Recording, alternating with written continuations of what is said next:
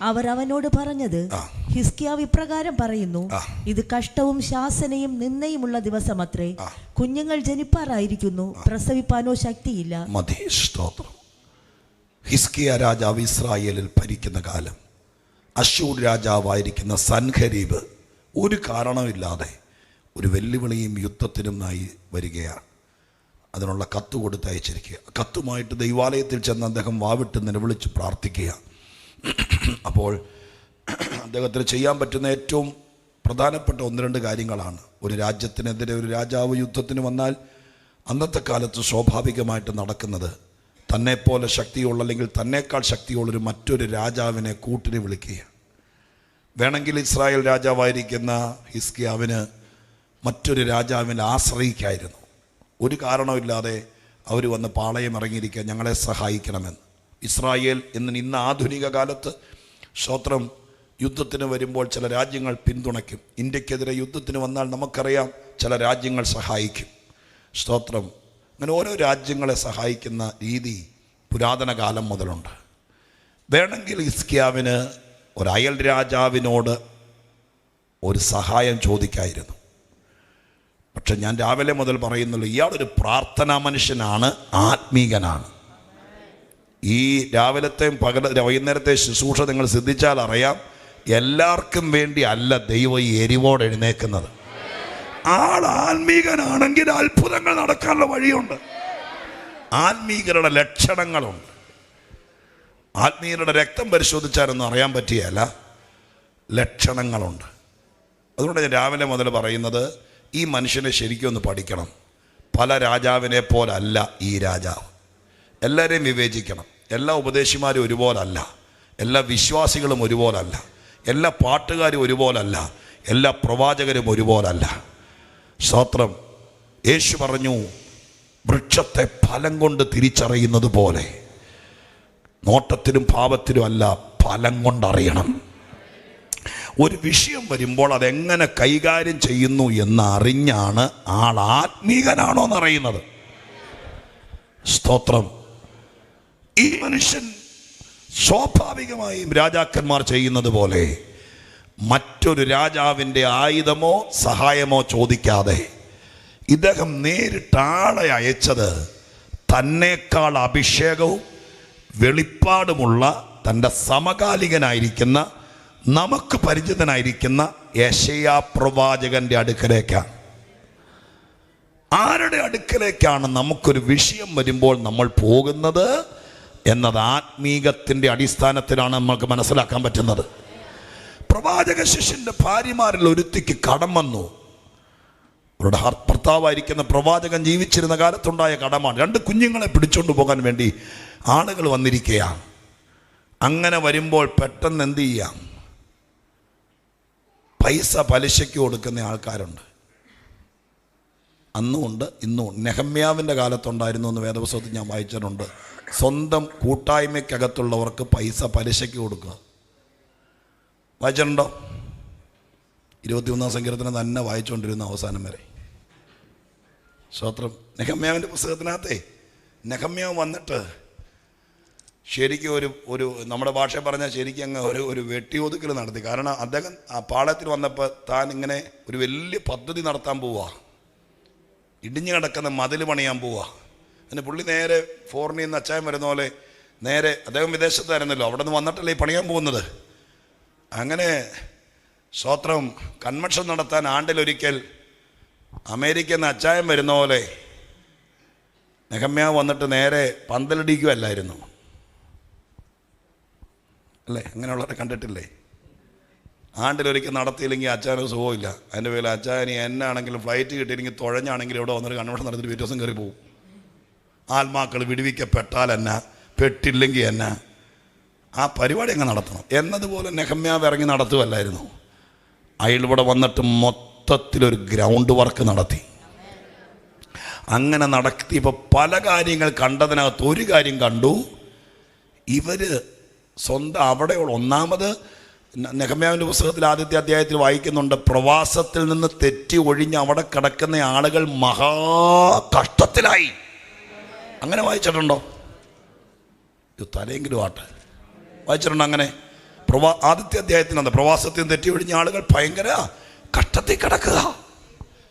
അപ്പോൾ അങ്ങനെ അന്വേഷിച്ച് വന്നപ്പോൾ അവിടുത്തെ കൂട്ടായ്മയ്ക്കകത്തെന്ന് വേണമെങ്കിൽ പറയാം, യഹൂദന്മാരായിരിക്കുന്ന ആളുകൾ ഇല്ലാത്ത ആളുകൾക്ക് പൈസ കൊടുത്തപ്പോൾ പലിശയ്ക്ക് കൊടുത്തു.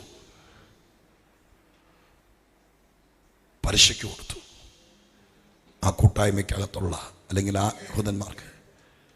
നെഹമ്യാവ് വന്നിട്ട് ഭയങ്കരമായിട്ട് അവരെ ഷൗട്ട് ചെയ്തിട്ട് പറഞ്ഞു, ഞാൻ ദീർഘനാളുകളായി എനിക്ക് വരേണ്ട ശമ്പളം പോലും ഞാൻ കൈപ്പറ്റാതെ അതുപോലും ഈ വേലയ്ക്ക് വേണ്ടി കൊടുത്തോണ്ടിരിക്കാൻ. അത്ര വലിയൊരു പദ്ധതിയിൽ നമ്മുടെ അപമാനം മാറി എങ്ങനെയെങ്കിലും രക്ഷപ്പെടാൻ ഞാൻ ഇവിടെ പെടുമ്പോൾ പുറകെ കൂടെ പലിശ മേടിക്കുന്നവനുണ്ടെങ്കിൽ എന്ന് പറഞ്ഞ് അവരെ ശരിക്കും ഇപ്പോഴത്തെ ഭാഷ പറഞ്ഞ പൊളിച്ചടക്കി എന്ന് വേണം പറയാൻ. സ്തോത്രം. മനസ്സിലാവുന്നുണ്ടല്ലോ? ഞാൻ തിരിച്ച് ഈ വാക്യത്തിലേക്ക് നിങ്ങളുടെ ശ്രദ്ധയെ കൊണ്ടുവരാം. സ്തോത്രം. ഒരു വലിയ കാര്യം നടക്കണമെങ്കിൽ ഒരു ഭയങ്കര അറേഞ്ച്മെന്റ് നടക്കണം കേട്ടോ. എന്തിനാ നെഹമ്യാവ് ഇപ്പം കയറി വന്നതെന്ന് എനിക്ക് മനസ്സിലാകുന്നുണ്ട്. വലിയ പദ്ധതികൾ നടക്കണമെങ്കിൽ അടിത്തട്ട് മുതൽ പരിശോധിക്കണം ഉണ്ട്. സ്തോത്രം. ഇതെല്ലാം നമ്മൾ ആത്മാർത്ഥമായിട്ട് മനസ്സിലാക്കിക്കൊള്ളണം, എങ്കിലേ ദൈവപ്രവൃത്തി നടക്കുള്ളൂ. ഇല്ലെങ്കിൽ നീ പ്രാർത്ഥിച്ചാൽ ദൈവപ്രവൃത്തി നടക്കുകയില്ല. സ്വർഗം തരേണ്ടതൊക്കെ തരാൻ വിശ്വസ്തനായ ദൈവമാണ്. ഈ സ്ത്രീക്ക് വേണമെങ്കിൽ എവിടെ പോകായിരുന്നു? പലിശക്കാരൻ്റെ അടുക്ക പോകായിരുന്നു. സ്തോത്രം. പക്ഷെ അവൾ പോയില്ല. പിടിച്ചു നിന്നവർക്ക് മാത്രമേ അതിശയം കാണാൻ പറ്റുള്ളൂ. ഇനി പലിശയ്ക്ക് പൈസ കിട്ടുന്നതിൽ പെട്ടെന്നൊന്നും പറഞ്ഞ് എഴുന്നേറ്റൊന്നും പോകരുത്, യോഗം തീർന്നിട്ടേ പോകാവൂ. പക്ഷെ ഒരു ഗുണപാഠം ഞാൻ പറയുകയാണ്, ഇച്ചിരോടെ സഹിഷ്ണുതയോടെ എൻ്റെ കർത്താവ് എന്നെ ലജ്ജിപ്പിക്കില്ല എന്ന് വിശ്വസിച്ചുകൊണ്ട് കർത്താവിൽ മാത്രം ആശ്രയിച്ച് നിന്നാൽ അടുത്ത പ്രാവശ്യം പലിശക്കെടുക്കേണ്ടി വരികയില്ല. ആ വഴിക്ക് തിരിയരുത്. സ്തോത്രം. തിരിയരുത്. കർത്താവ് അത്ഭുതം ചെയ്യുന്നവനാ. നിങ്ങൾ ബൈപ്പാസുകൾ ഉണ്ടാക്കിയിട്ടാൽ ദൈവം പ്രവർത്തിക്കുകയില്ല. എല്ലാ വഴി അടയുമ്പോഴാണ് ദൈവം പ്രവർത്തിക്കുന്നത്. ആരും തരാനില്ലാതെ ആകുമ്പോഴാണ് ദൈവം പ്രവർത്തിക്കുന്നത്. നിങ്ങളോടിപ്പോയി 10 രൂപ പലിശയ്ക്ക് പൈസ എടുത്തു കഴിഞ്ഞാൽ എന്നാൽ പിന്നെ നീയും പുള്ളിയും കൂടി ആയിക്കോളാൻ പറയും, ഞാനങ്ങ് മാറിയേക്കാന്ന് പറയും. അതുകൊണ്ട് ദൈവം പറയുന്ന ദൂതാണിത്. ആ പ്രവാചക ശിഷ്യൻ്റെ ഭാര്യ ഒരിക്കലും കടം മേടിക്കാൻ പോയില്ല. അവളേക്കാൾ കരുത്തുള്ള ഒരാത്മീക നേതാവുണ്ടെന്നറിഞ്ഞ് അയക്കടെ അടുക്കലേക്കാണ് പോയത്. സ്തോത്രം. ഹല്ലേലൂയ. എന്നതുപോലെ ഹിസ്കിയാവ് തനിക്കെതിരെ യുദ്ധം നേരിട്ടപ്പോൾ ഒരിക്കലും അയൽ രാജ്യത്തേക്ക് പോകാതെ ആത്മീകനായ പ്രവാചകന്റെ അടുക്കലേക്ക് ഈ വിഷയമായി ചെല്ലുകയാണ്. നിന്റെ വിഷയവുമായിട്ട് ആരുടെ അടുക്ക ചെല്ലും? അവിടെ നിന്നാണ് നമ്മുടെ ആത്മീകം തെളിയിക്കുന്നത്. നിനക്കൊരു സഭയുണ്ടെങ്കിൽ, നിനക്കൊരു അഭിഷിക്തനുണ്ടെങ്കിൽ, പ്രാർത്ഥിക്കുന്നൊരു ദൈവദാസനുണ്ടെങ്കിൽ വേറൊരു വഴിക്കും തിരിയരുത്. നിന്റെ വിഷയങ്ങൾ കൈകാര്യം ചെയ്യേണ്ടത് കോടതിയിലല്ല, കൈകാര്യം ചെയ്യേണ്ടത് ഇവിടുത്തെ ഏതെങ്കിലും ജഡീകന്മാരുടെ മുമ്പിലല്ല. പിന്നെ എവിടെ? നിന്റെ ദൈവത്തിന്റെ സന്നിധിയിലാണ് നിന്റെ വിഷയങ്ങൾക്ക് പരിഹാരം. ആ കാഴ്ചപ്പാടിൽ അദ്ദേഹം ചെല്ലുക. യെശയ്യാവിന്റെ അടുക്കിലേക്ക് പോകാൻ മനസ്സ് വെച്ചത് ആത്മീകത്തിൻ്റെ ഒരു വലിയ പൈതൃകം. ഇനി അങ്ങോട്ട് ചെന്നിട്ട് പറയുന്ന കാര്യത്തിനകത്തും ആത്മീകമുണ്ട്. രാവിലെ നമ്മൾ തൊട്ട് പറഞ്ഞു വിട്ടതാ. അവിടെ ചെന്നിട്ട് ഇത്രയും ഭയങ്കരനായിരിക്കുന്ന പ്രവാചകനായതിൻ്റെ പേരിൽ അദ്ദേഹത്തോട് ചോദിക്കാൻ വേണ്ടിയാണ് പോയത്. കർത്തൃദാസൻ ഒന്ന് പ്രാർത്ഥിച്ചിട്ട് പറഞ്ഞ് ആരെങ്കിലും കയറി ബന്ധിച്ചതാണോ അല്ലെങ്കിൽ പൂട്ടിയതാണോ ഏതെങ്കിലും കൂടോത്രമാണോ എന്ന് ചോദിക്കാനാണോ ചെന്നത്? അല്ല. ഹിസ്കിയാവ് മലയാളി അല്ലാത്തതുകൊണ്ട് സ്തോത്രം ചെയ്യുന്നു. മലയാളിയായിരുന്നെങ്കിൽ പുള്ളിയും പെട്ടുപോയനെ. ഞാനിവിടെ നിന്ന് പറയുന്നത് കളിയാക്കാനല്ല, നമുക്ക് പറ്റിപ്പോയ കുറേ പറ്റുകളുണ്ട്. ആരത് പറ്റിച്ചെന്നറിയുകയല്ല, നമ്മളെ ആരത് ശീലിപ്പിച്ചെന്നറിയുകയല്ല. സ്തോത്രം. ഹല്ലേലൂയ. നല്ലതാണ് ഏതെങ്കിലും കാര്യങ്ങൾക്കൊക്കെ ഒരു വിഷയം ഉണ്ടായാൽ ഒരാലോചന കിട്ടുന്നത് നല്ലതാണ്. പക്ഷേ അങ്ങനെ ജാതീയരെ അടുക്ക ചെല്ലുന്നത് പോലെ സ്തോത്രം അങ്ങനെ ചോദിക്കാൻ വേണ്ടി ചെല്ലുന്നതിനോട് ദൈവത്തിന് താല്പര്യമില്ല. സ്തോത്രം. ദൈവം അത് ചെയ്തു തരുന്നതാണ്. നീ നേരെ നിന്നാൽ ദൈവം ചെയ്തു തരാൻ വിശ്വസ്തനാണ്. അത് വിശ്വസിക്കുന്നവർ കർത്താവിന് സ്തോത്രം ചെയ്തേരെ. ആത്മീകനായിരിക്കുന്ന ഹിസ്കിയാവ് അവിടെ ചെന്നിട്ട് പറഞ്ഞ വാക്കാണ് നമ്മൾ ഇവിടെ പറഞ്ഞത്. 3 കാര്യങ്ങളായിരുന്നു. 2 കാര്യങ്ങൾ ഞങ്ങൾ രാവിലെ പറഞ്ഞു കഴിഞ്ഞു. ഇനി വൈകുന്നേരം വന്നവർക്ക് വേണ്ടി 2 കാര്യം പറയുകയല്ല. ഏറ്റവും നല്ല കാര്യമാണ്, അത് നിങ്ങളോട് വരാൻ വേണ്ടി കാത്തിരുന്നു ദൈവം. അതുകൊണ്ട് 3-ാമത്തെ കാര്യം പറയാൻ പോവുക. ആദ്യത്തെ കാര്യം ഇതാണ്, അവരുടെ സാഹചര്യമാണ്. ഇത് കഷ്ടവും നിന്ദയും ശാസനയുമുള്ള ദിനമാണ്. പ്രശ്നങ്ങൾ നേരിടുന്ന സാഹചര്യം, അതിനെക്കുറിച്ച് നമ്മൾ ഭംഗിയായി പറഞ്ഞു കഴിഞ്ഞു. 2-ാമത്തത് ഒരു സാധ്യതയാണ്. എന്താ സാധ്യത? ആത്മീക ഭാഷയാണത്. കുഞ്ഞുങ്ങൾ ജനിപ്പാറായിരിക്കുന്നു. സ്തോത്രം. 3-ാമത്തത് പരിഹാരമാണ്, അല്ലെങ്കിൽ ഒരു പോരായ്മയാണ്. അത് അദ്ദേഹം പ്രവാചകൻ പറഞ്ഞതല്ല, അദ്ദേഹത്തിന് മനസ്സിലായി ഇതോടെ ഉണ്ടെങ്കിൽ പരിഹാരമാവും. 15 കൊല്ലമായി അന്യഭാഷ പറഞ്ഞ് ആരാധിച്ചിട്ടും ഇതുപോലെ ദൈവദാസന്മാർ എത്ര പേരാ നോക്ക്. സ്തോത്രം. ഇതേപോലെയുള്ള തീപ്പൊരി പ്രസംഗികരുടെ പ്രസംഗം കേട്ടിട്ടും നമുക്കിതുവരെ എന്നാ ചെയ്യേണ്ടതെന്ന് പിടികിട്ടിയിട്ടില്ലെങ്കിൽ, അയ്യോ ഇനി പിന്നെ എവിടെ പോയാൽ ഇത് കേൾക്കുമെന്ന് എനിക്കറിയാം. നിങ്ങളുടെ സത്യസന്ധമായി ചോദിക്കുന്നു, നമ്മളൊക്കെ ഇതിനകത്ത് പെറ്റു വീണവരായിരിക്കുകയല്ല. ഏതെങ്കിലും സമുദായത്തിലോ ജാതിയോ മതങ്ങളിലൊക്കെ നിന്നവരാണല്ലോ പലരും, അല്ലേ? സ്തോത്രം. അവിടെ കേട്ടതിനേക്കാൾ കൂടുതൽ വചനം ഇവിടെ കേൾക്കുന്നുണ്ടോ? എവിടെ? അതിന് പോലും മറുപടി അതുപോലും അറിയല്ല. ഉണ്ടോ? പണ്ട് നമ്മൾ ആയിരുന്നിടത്തേക്കാൾ കൂടുതൽ നല്ല വെടിക്കെട്ടെന്ന് പറഞ്ഞ വാക്ക് ഇവർ കേട്ട ഓൺലൈൻകാർ കേട്ട വഴക്കുണ്ടാക്കുമെന്ന് അറിയല്ല. സ്തോത്രം. ആ വാക്ക് ഉപയോഗിക്കുന്നില്ല. നല്ല തകർപ്പൻ, തലമുടിനാരി പോലും കീറുന്ന ഇരുവായ്ത്തലയുള്ള ദൈവത്തിൻ്റെ വചനം ഇതുപോലെ കേൾക്കാൻ പറ്റിയ ഒരു സ്ഥലം വേറെ ഇല്ല, ദൈവസഭ ഒഴിച്ചെന്ന് നിങ്ങൾക്ക് തോന്നുന്നുണ്ടോ? അത്ര കണ്ണാടി പിടിച്ചു തരുന്നത് പോലെ ദൈവത്തിന്റെ വചനം അതുപോലെ തെളിഞ്ഞു വരുന്ന സ്ഥലമാണ് ദൈവസഭയുടെ പുൽപിറ്റ്. അത്രയ്ക്ക് കാര്യങ്ങൾ മനസ്സിലാക്കി വചനത്തിൽ വിവേചിച്ച് ആത്മാവിൽ ദൈവദാസന്മാരെ വിളിച്ച് പണം മുടക്കി ഞങ്ങളെയൊക്കെ വളരെ മാനിച്ച് സൽക്കരിച്ച് അതുപോലെ ഈ കൂട്ടായ്മ വളരാൻ വേണ്ടി ഇൻവെസ്റ്റ് ചെയ്യുന്ന സഭകളിൽ ഒന്നാണിത്. അങ്ങനെ ജനത്തിന് വേണ്ടി ഇതൊക്കെ ചെയ്തിട്ടും ഇത്രയും നാൾ ഇരുന്നിട്ടും എന്താണ് നമുക്കുള്ള കുറവ് എന്നിതുവരെ പിടികിട്ടിയില്ലേ? അതിനി വേറൊരു പ്രവാചകനെ ഇറക്കണോ കണ്ണൂരിൽ നിന്ന്? 21 കഴിഞ്ഞിട്ട് പാസ്റ്ററോട് പറയാൻ വേണ്ടിയിരിക്കുകയാണ്, പാസ്റ്ററെ ആ വന്നതിനകത്ത് മറ്റേ അമ്മാമ്മയുടെ തലയിൽ കൈവച്ച് വയറ്റിലെ മുഴയുടെ കാര്യം പറഞ്ഞ പാസ്റ്ററല്ലേ, ആ പാസ്റ്റർ നമ്പറുണ്ടോ? എന്തിനാ കൂടെ പോകാനോ? നമ്മുടെ വീട്ടിൽ വെച്ചിട്ട് ഇത്രയും കേട്ടിട്ട് നമ്മുടെ പ്രശ്നം പിടികിട്ടിയില്ലേ? ഇത്രയും പറഞ്ഞിട്ട് നമ്മുടെ കാര്യത്തെക്കുറിച്ചൊരു വെളിച്ചം വീശിയില്ലേ? ഈ മനുഷ്യന് പ്രശ്നമുണ്ട്, പക്ഷെ പ്രശ്നമുണ്ടെന്നല്ല, അയാൾക്ക് പിടികിട്ടി ഈ പ്രശ്നത്തിൽ പെട്ടുപോകത്തില്ല. സാധ്യതകളാണ് മുമ്പിൽ നിൽക്കുന്നത്. പിന്നെ എന്താ പോരായ്മ? പ്രസവിക്കാനോ ശക്തിയില്ല. ആ പ്രശ്നം മനസ്സിലായി. ചില ആളുകൾക്ക് അത് പിശാചങ്ങ് മറച്ചു വെച്ചിരിക്കാൻ തോന്നുന്നു. എത്ര യോഗത്തിൽ പങ്കെടുത്താലും, എത്ര തലേ കൈവച്ച് ദൂത് പറഞ്ഞാലും, എത്ര വീട്ടിൽ വന്നിരുന്ന് ഉപദേശിച്ചാലും ഇങ്ങേരുടെ പ്രശ്നം ഇതാന്ന് മാത്രം മനസ്സിലാവൂല. പ്രശ്നം ഉണ്ടെന്ന് പിടികിട്ടി, അതുകൊണ്ടാണ് നടക്കുന്നത്. പക്ഷെ ഇതിൻ്റെ പരിഹാരത്തിനുള്ള വഴി അതാണ് ഈ പുസ്തകത്തിൽ പറയുന്നത്. അത് എന്ന് അവനവന് തോന്നുന്നോ അന്ന് വിടുതല. എൻ്റെ കുടുംബത്തിന് യാതൊരു കുഴപ്പമില്ല, എൻ്റെ കുഞ്ഞുങ്ങൾക്ക് യാതൊരു പ്രശ്നമില്ല, ഞങ്ങൾ വന്ന വഴി തെറ്റല്ല, ഞങ്ങളുടെ സഭയിൽ ഉപദേശത്തിന് കുറവില്ല, ഞങ്ങളുടെ സഭ മണവാട്ടി സഭയോ, കാഹളം ധ്വനിച്ചാൽ പോകുന്ന കാര്യമാണ് ഇവിടെ പഠിപ്പിക്കുന്നത്, അതിനകത്തൊന്നും കുഴപ്പമില്ല. പിന്നെ എന്നാ നിനക്ക് കുഴപ്പം?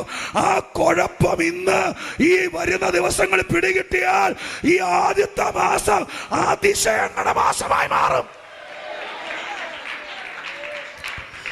ലോക ചരിത്രത്തിൽ ഒരു യുദ്ധമുഖത്തും കണ്ടിട്ടില്ല അജയ്യരായി സായുധ സന്നാഹത്തോടെ യുദ്ധം ചെയ്യാൻ വന്നു കടന്ന 1,85,000 പട്ടാളക്കാരെ ഒറ്റ രാത്രി സംഹരിച്ച് ശാപമാക്കി മാറ്റിയ ഒരു യുദ്ധം. സ്തോത്രം. അത് നെബൂഖദ്നേസറിന്റെ കാലത്തോ അലക്സാണ്ടറിന്റെ കാലത്തോ ഇവിടുത്തെ കിരാത ഭരണം നടത്തിയ ഒരു സാമ്രാജ്യാധിപന്മാരുടെ കാലത്തോ ഇതുപോലത്തെ ഒരു യുദ്ധത്തിൽ അതിശയം നടന്നിട്ടില്ല. അതുകൊണ്ട് സ്വർഗം പറയുന്നു, നിന്റെ വിഷയത്തിൽ ആരും കേൾക്കാത്തൊരു അത്ഭുതമാണ് സ്വർഗം സെറ്റ് ചെയ്ത് വെച്ചിരിക്കുന്നത്. അതിന്റെ പുറകിലെ കാര്യം അതറിയണം.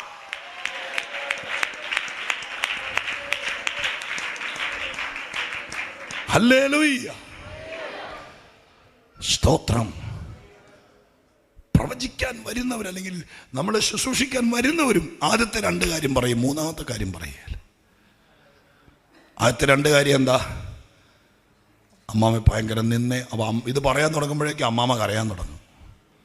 നിന്നയും കഷ്ടവും ശാസനയും കേട്ട് തളർന്നവളാണ് എന്ന് പറയുമ്പോഴേക്കും നമ്മുടെ ബോധം പോവും. പിന്നെ എന്നാ പറഞ്ഞതെന്ന് പിന്നെ അടുത്തിരിക്കുന്നവരോട് ചോദിച്ചാൽ എന്നോട് എന്നാ പറഞ്ഞതെന്ന് അന്നേരേ നമ്മുടെ ബോധം പോവും. ആദ്യത്തെ കേസ് അങ്ങനെ നിന്നെയും കഷ്ടവും ശാസനയും.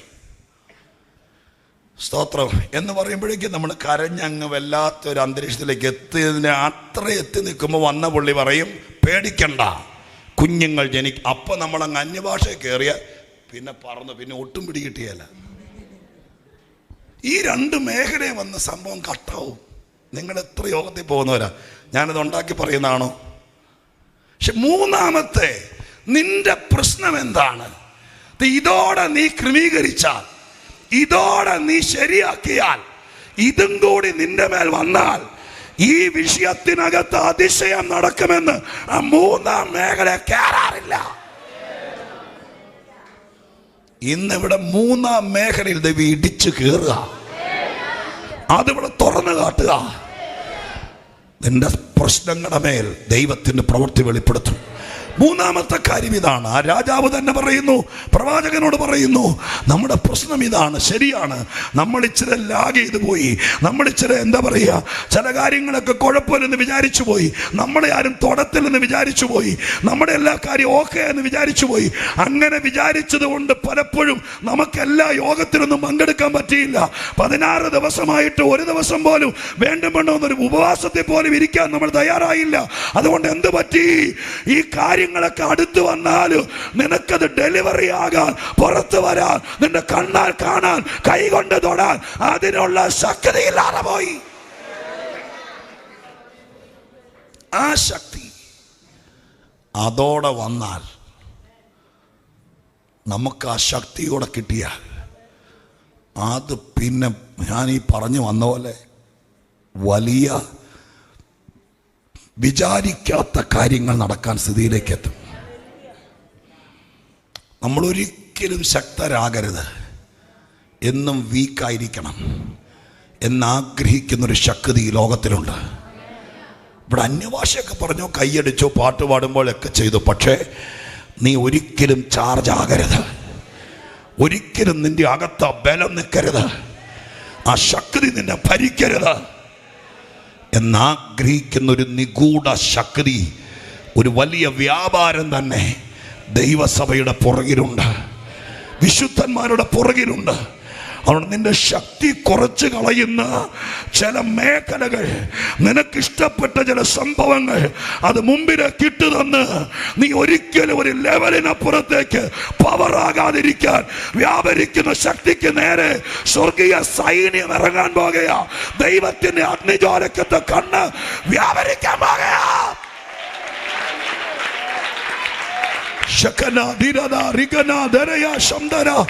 ശക്തി ചോർത്തിക്കളയരുത്, ചോർത്തിക്കളയരുത്. വാക്കുകൊണ്ടോ, നാക്കുകൊണ്ടോ, സ്പർശനം കൊണ്ടോ, നോട്ടം കൊണ്ടോ, ചാറ്റിംഗ് കൊണ്ടോ, മെസ്സേജ് കൊണ്ടോ, ഒന്നുകൊണ്ടോ നീ ഒരു പരിധിക്കപ്പുറത്തേക്ക് ശക്തി പോകാൻ, ബലപ്പെടാതിരിക്കാൻ, വ്യാപരിക്കുന്ന വ്യാപാരങ്ങളെ ഈ ഇറങ്ങി വരുന്ന ദൈവകൃപ കൊണ്ട് തോൽപ്പിക്കാൻ ഇതിനകത്ത് ഭാഗ്യം ലഭിച്ച ദൈവത്തിന്റെ മക്കൾ ദൂത് കേട്ടുണർന്നോ. സ്വർഗ ആ ഒരു ലെവല് മാറ്റുക, ആ ഒരു സ്കെയില് മാറ്റുകയാ. യെസ് യെസ് യെസ്, ആ ഒരു സ്കെയില് നിന്റെ ശക്തിയുടെ അളവ് മാറ്റുകയാ.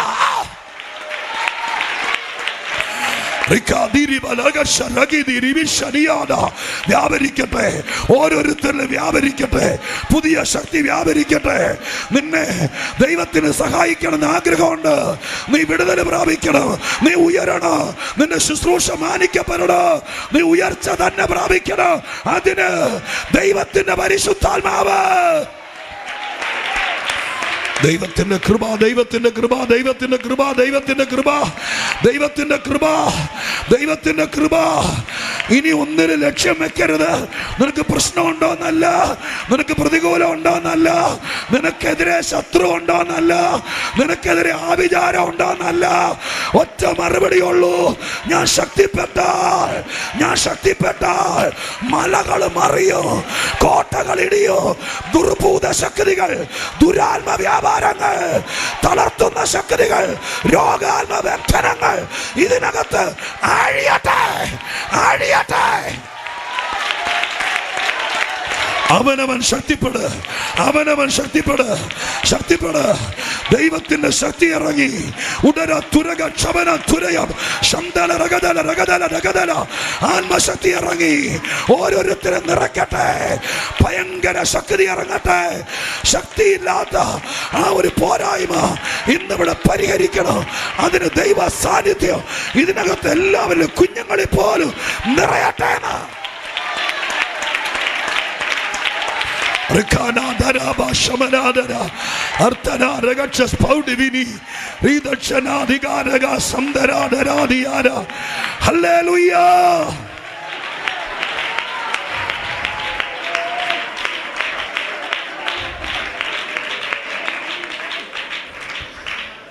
ഒന്നോ രണ്ടോ മൂന്നോ തെളിവുകൾ പറയാനേ സമയമെടുക്കത്തുള്ളൂ. ഞാൻ സ്തോത്രം.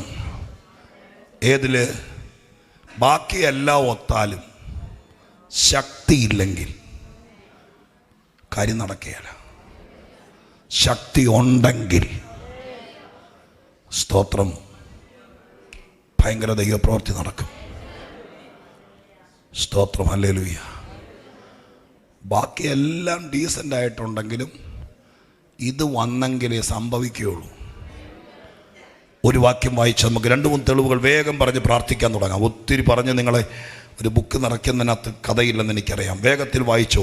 വിശുദ്ധ ലൂക്കോസിൻ്റെ സുവിശേഷത്തിൽ നിന്ന് ഏറ്റവും പരിചിതമായ വാക്യം 1:35. ലൂക്കോസിൻ്റെ സുവിശേഷം 1:35. പെട്ടെന്ന് വായിച്ചു. 1:35 ഏറ്റവും പരിചിതമായ ഭാഗം. 1:35 വായിച്ചേ. അതിന് ദൂതൻ, പരിശുദ്ധാത്മാവ് നിന്റെ മേൽ വരും, അത്യുന്നതന്റെ ശക്തി നിന്റെ മേൽ നിഴലിടും. ആകയാൽ ഉത്ഭവിക്കുന്ന വിശുദ്ധ പ്രജ ദൈവപുത്രൻ എന്ന് വിളിക്കപ്പെടും. സംഭവം നമുക്കെല്ലാവർക്കും അറിയാവുന്ന സുപരിചിതമായ വ്യക്തിമുദ്ര പതിപ്പിച്ച യേശുവിൻ്റെ അമ്മ മറിയയെ കുറിച്ചാണ്. മറിയയുടെ ഒരു ചോദ്യം അങ്ങ് ചോദിക്കുക. മറിയയെ ദൈവമായ കർത്താവ് ഒരു വലിയ പദ്ധതിക്ക്, ഒരു പ്രോജക്റ്റ് എന്ന് വേണമെങ്കിൽ പറയാം, അതിനു വേണ്ടി സെലക്ട് ചെയ്തു. എന്നിട്ട് ഞാനിപ്പോൾ പറയുന്നത്, ഇന്ന് രാവിലെ മുതൽ പറഞ്ഞുകൊണ്ടിരിക്കുന്നത് വിചാരിക്കാത്ത ഭയങ്കര കാര്യം. കല്യാണം കഴിച്ച് ഭാര്യയും ഭർത്താവുമായിട്ട് ജീവിച്ച് ഒരു 1.5 കൊല്ലം കഴിയുമ്പോൾ, അല്ലെങ്കിൽ 1 കൊല്ലം കഴിയുമ്പോൾ, സ്തോത്രം, കല്യാണം കഴിച്ചയച്ച മകൾ ഗർഭിണിയാണെന്നറിയുമ്പോൾ നിങ്ങൾ ആശ്ചര്യപ്പെടും. അയ്യോ, ഞാൻ വിചാരിച്ചില്ല ഇങ്ങനെയൊക്കെ സംഭവിക്കുമെന്ന്. പറയൂ, പറയത്തില്ലേ? നിങ്ങൾ എന്നെ എങ്ങനെ ഇരിക്കുന്നേ? അയ്യോ, എൻ്റെ പൊന്നുമോളെ, ഞാൻ വിചാരിച്ചില്ല എങ്ങനെയൊക്കെ ഒപ്പിക്കുമെന്ന്. അങ്ങനെ ഏതെങ്കിലും അമ്മ പറയുമോ? അപ്പം പറയോ അത് ഞാൻ നമ്മളെന്നാ പറയുന്നത്? എൻ്റെ പൊന്നുമോനെ, നിന്നോടാവേ ചോദിക്കും. ഞാൻ വിചാരിച്ചിരിക്കുകയായിരുന്നു ജനുവരി കയറിയതിന് ശേഷം വിശേഷമൊന്നും ഇല്ലേ, വിചാരിച്ചുകൊണ്ടിരിക്കുകയായിരുന്നു. അത് വിചാരിക്കാത്ത കാര്യമൊന്നുമല്ല, അത് വിചാരിച്ചിരിക്കുന്ന കാര്യമാണ്. എന്നാൽ വിചാരിക്കാത്ത ഭയങ്കര കാര്യം, ലോകത്തിൽ ആർക്കും വിചാരിക്കാൻ പറ്റാത്ത കാര്യം, വിചാരിച്ച ശരിയാകാത്ത കാര്യം, അതല്ലേ ദൂതം വന്ന് പറയുന്നേ. കല്യാണ നിശ്ചയം കഴിഞ്ഞിരിക്കുക, പക്ഷേ നിങ്ങളുടെ വിവാഹം നടക്കുന്നതിനേക്കാൾ മുമ്പ് നീ വിചാരിക്കാത്തൊരു ഭയങ്കര കാര്യം നടക്കും. അത് പറയാൻ ദൈവം എന്നെ അയച്ചിരിക്കുക. എന്നാ നടക്കാൻ പോകുന്നത്? ഞങ്ങളിനി പുതിയ വീട് മേടിക്കുമെന്നാണോ? ദൈവസ്തോത്രം, എന്നായിരിക്കും നടക്കാൻ പോകുന്നേ?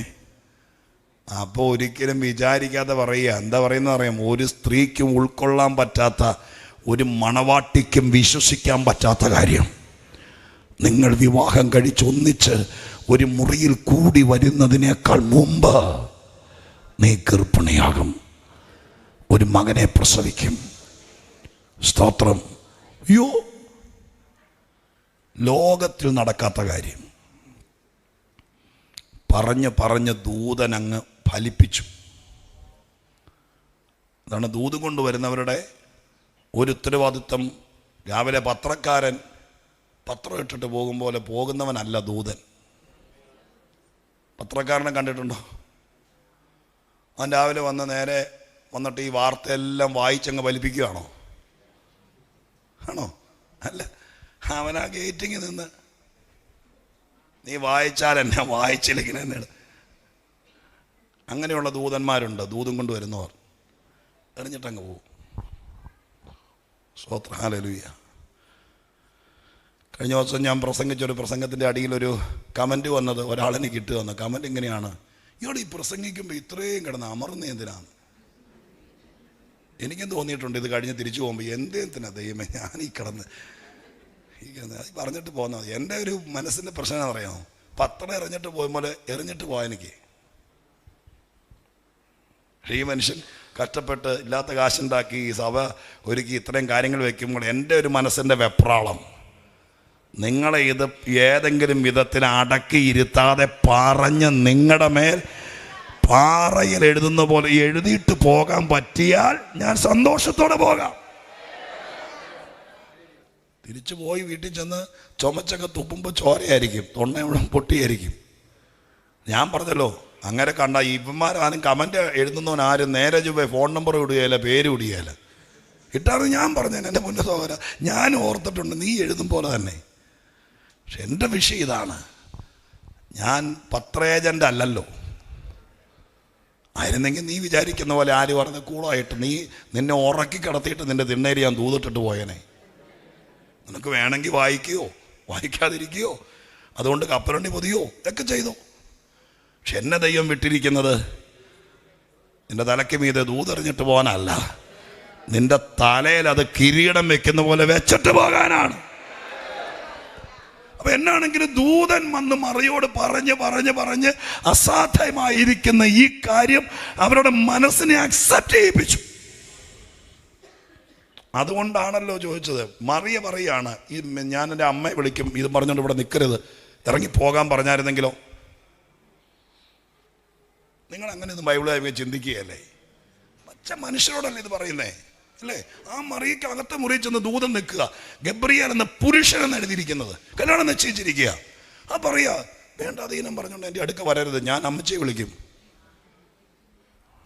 ഞാൻ എൻ്റെ പുരുഷനെ സ്വപ്നം കണ്ടിരിക്കുക, എന്നിട്ട് അവൻ വരുന്നേക്കാകുമ്പോൾ ഞാൻ ഗർഭിണിയാന്നൊക്കെ പറഞ്ഞ് അനാവശ്യം പറയരുത് എന്ന് പറഞ്ഞുകൊണ്ടിരിക്കുമായിരുന്നെങ്കിൽ കേൾക്കുകയല്ല.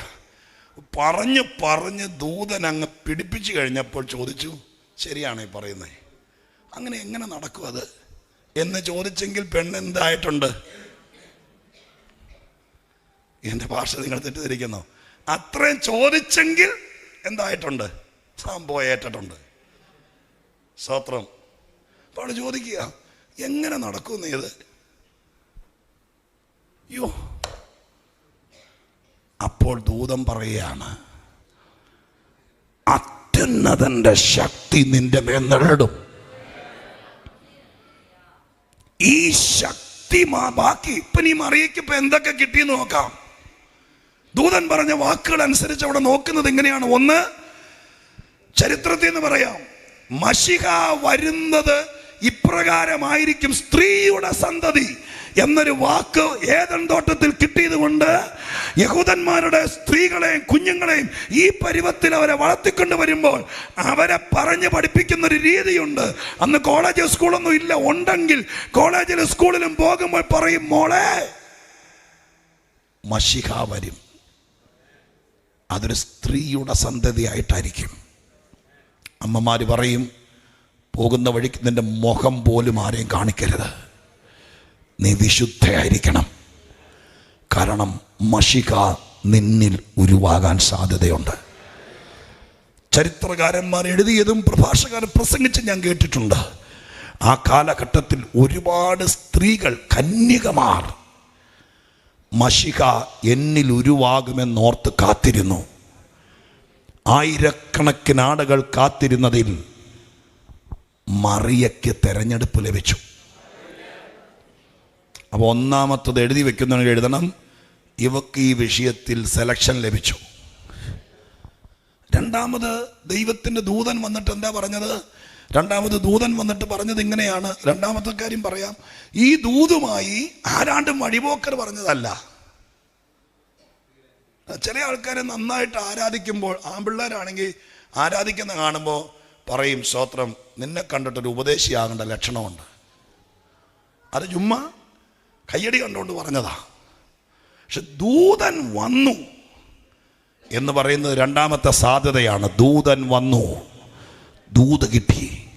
ഇത് രണ്ടാമത്തെ കാര്യം. 3, ദൂതൻ വന്ന് പറഞ്ഞത് ഇങ്ങനെയാണ്, കർത്താവ് നിന്നോട് കൂടെയുണ്ട്. മൂന്നാമത്തെ പ്ലസ് പോയിന്റ്, മറിയയ്ക്ക് ഇപ്പൊ കർത്താവ് കൂടെയുണ്ട്. 4, നിനക്ക് കൃപ ലഭിച്ചു, ഈ കാര്യം നടത്താനുള്ള കൃപ ലഭിച്ചു. 5, ഇതൊരു വാഗ്ദത്തമാണ്, വാഗ്ദത്തം ലഭിച്ചു. 5 കാര്യങ്ങൾ ലഭിച്ചു. വാഗ്ദത്തം ലഭിച്ചു, ദൂതനകത്ത് വന്നു, തെരഞ്ഞെടുപ്പ് ലഭിച്ചു, കൃപ ലഭിച്ചു, കർത്താവ് കൂടെയുണ്ട്. ഇത്രയും കാര്യങ്ങളുണ്ട്. പക്ഷെ ഇത് നടക്കണമെങ്കിൽ ഇനി ഒരു കാര്യം കൂടി വേണം. കർത്താവ് കൂടെ ഉണ്ടെങ്കിലും, കൃപ എത്ര കിൻഡല് കിട്ടിയാലും, എല്ലാ യോഗത്തിലും ദൂത് കിട്ടിയാലും, ദൂതൻ എല്ലാ ദിവസവും നിന്റെ തലയിൽ മാത്രം കൈവച്ചാലും, അല്ലേ? നിങ്ങളൊന്ന് ഓർത്ത് നോക്കി, ഇച്ചിരൂടെ കൂളായിട്ട് ഓർത്ത് നോക്കി. അങ്ങനെയൊക്കെ നമ്മൾ ചിന്തിക്കുന്നുണ്ടോ, ഒരു കണക്കെടുക്കുന്നുണ്ടോ എന്ന് അറിയില്ല, കാണില്ലായിരിക്കും. പക്ഷേ ഈ 21 ദിവസത്തെ യോഗത്തിൽ വന്ന ദൈവദാസന്മാർ എല്ലാവരും കൈവച്ച ആരെങ്കിലും കാണുമോ? കൈവയ്ക്കാൻ പറഞ്ഞ തലയും കൊണ്ട് ചെന്നാൽ പിന്നെ വെക്കാതിരിക്കാൻ പറ്റിയല്ലോ, അതല്ല പറഞ്ഞത്. എല്ലാവരും ഏറ്റവും കൂടുതൽ ദൂത് കേട്ടത്. ഇപ്പം നമ്മൾ പറഞ്ഞില്ലേ, പറയല്ലേ, ഈ പ്രാവശ്യം വന്ന ദൂതന്മാർ 5 പേരാ ഒരുപോലെ ദൂത് പറഞ്ഞെന്ന് പറയല്ലേ. സ്തോത്രം.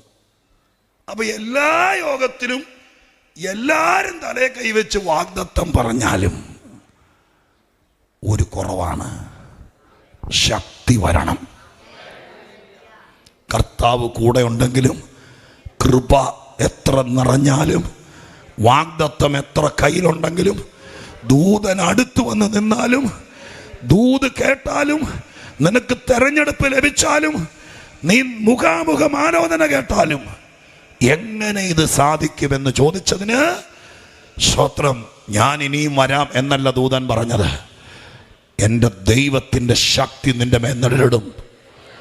അതുകൊണ്ട് ദൈവം പറയുന്നു, ബാക്കി ഒരു കുഴപ്പമില്ല മറിയയ്ക്ക്.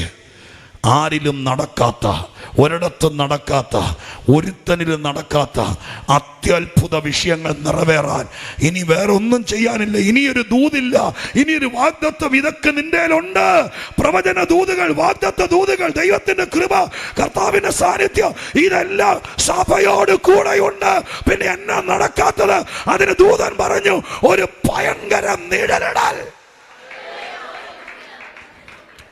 പവർ, നിഴലിടൽ. നിഴലിടൽ എന്നുള്ള വാക്ക് ഞാൻ ഒരിക്കൽ പൗർഷ്യൽ പ്രസംഗിച്ചത് ഓർക്കുന്നെന്ന് പറഞ്ഞു വരുമ്പോൾ ഇപ്പം എൻ്റെ ഓർമ്മയിൽ എല്ലാ വാക്കില്ല.